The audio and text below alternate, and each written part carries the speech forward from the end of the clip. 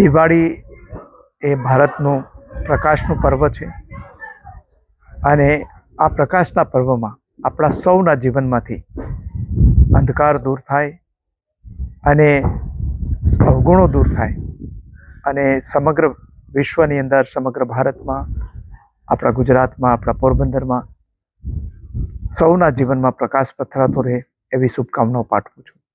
સાથે સાથે આ વિક્રમ સંવતનું નવું વર્ષ પણ આપના સૌના જીવનમાં શુભ રહે, સૌનું કલ્યાણ થાય અને આપણા સૌના માટે પ્રગતિમય બની રહે, શાંતિમય બની રહે અને પરિવાર માટે સૌને નિરોગી રહે એવી શુભકામનાઓ સૌને પાઠવું છું.